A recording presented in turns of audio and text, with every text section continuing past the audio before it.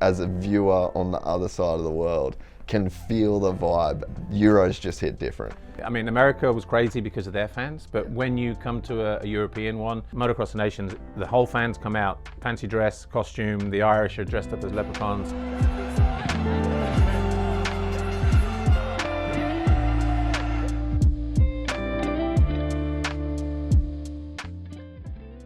I met a gypsy.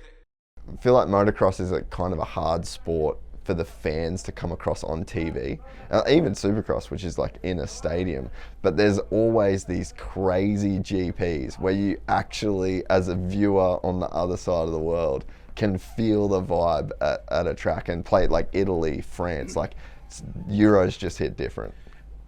And also, I mean, I don't know if you've been to a Motocross of Nations, but when you go to places like Erne, where the Motocross of That's what Nations I'm is, going this year for sure. yeah, well, you'll see it, how different. I mean, America was crazy because of their fans, but when you come to a European one, Italy, Majora, Erne, as you'll see this year, the way that the fans really get into it, you know, obviously being an Aussie, you've got your cricket and how the fans dress up, you know, when it's Ashes or whatever. But Motocross of Nations, the whole fans come out, fancy dress, costume, the Irish are dressed up as leprechauns, you know, the French are in the red, white, blue. It's just insane, you know. Remember Erne, the last time we were there for Nations, 15, I think it was. Was that like, oh, yep, 15. Obviously France won, so they were coming in as defending champions from Latvia. And just one of the costumes that caught my eye, there's obviously you've got the skeleton outfit, so guys dressed in sort of black lycra with the skeleton on the outside, but they've gone the whole thing, you know, like the whole meat and veg.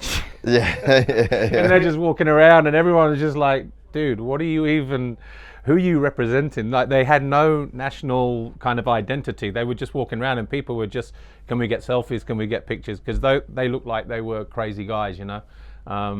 But it was, in every Motocross of Nations, it's, now that it's back to its rightful place, you know, the race after the last GP, it has that special vibe, you know, because Sunday night after that, everybody lets loose. You know, you have the biggest party. Team Belgium, they come with their party tent, their party truck. They've got the beers on tap. You know, win, lose or draw, the party will be in Team Belgium. You know, Monster normally have a thing in town as well. A lot of riders and team members and whatever went last year in the US. So it's kind of the first real place that riders get to let their hair down after a long season, because it is a long season. You know, when you think we start later than Supercross, but when we start every GP, you'll see this. I arrived yesterday, Thursday. So for us, a GP is 5 days. You know, arriving Thursday, leaving on Monday. And we're doing that, you know, 18, 19 times a year, plus It's a a Motocross of grind, Nations. yeah. So we're almost away from home 100 days a year. And the riders are the same as well. They've got riding and testing in between all of that. And so it's, you know, in that window between, beginning of March and end of September, you know, it's a lot of days traveling, a lot of hotel rooms, and it's pretty, not stressful, but it's busy. You know, it's busy. I think it's really cool as well that I've been saying this for the last few years, that Motocross of Nations feels better when America takes it super serious as well. And I think that the last few years, especially last year at Redbud, but they seem to have put a really big importance again on Motocross of Nations. And I mean, realistically, like, they shouldn't win. Like, we had this crazy era of where they decided to come back and they started just winning everything again. And it's like, okay, on paper, you guys probably shouldn't be winning because half the year you don't even race this. But I feel like we're seeing them really get back interested at a time where they're not guaranteed to win. And it's like a tooth and nail fight. And then I think, bit patriotic here, but now that we've got Team Australia with a legitimate chance going forward, like, I think this year's probably their best chance of winning, maybe ever. But it really feels like now there's a big importance on Motocross of Nations again, and it just feels right. And I agree 100%. And I know during commentary, I mean, I have to be sort of, even during MXGP commentary, I tend to sit on the fence. You know, I can't support one guy or one team or whatever. And it's the same at the Motocross of Nations, you know, the Nations, throwback of Nations. But it's, but I know that, from keyboard warriors, when America haven't won, for instance, I know I've been sort of slated for being biased or anti-American. That's not the case. You can ask JT, Jason Thomas, or Jeff Emick, the years that we've, done the commentary together.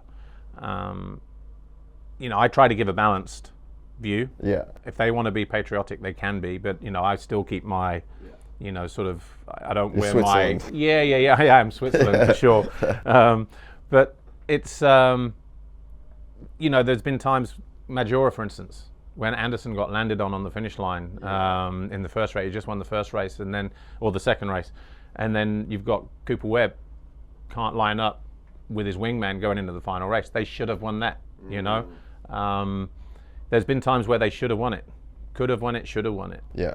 And I was quite pleased, last year when they did win it again. Long overdue. Motocross of Nations, as you say, needs America there, at the very least, and they need to be sending their strongest team if they can. A team that they can feel can not only win it but challenge for a podium. And I think from that side, we saw that last year. The team that they had was a fantastic team. Yeah. And they came out, they wanted it. And I know there were a lot of people questioned if they don't win this year, last year in Redbud, with the team that they had, would they even line up? Would they take it seriously for 2023? So there were a lot of reasons why they needed it, to restore that national pride. Yeah. And then, all doors are open.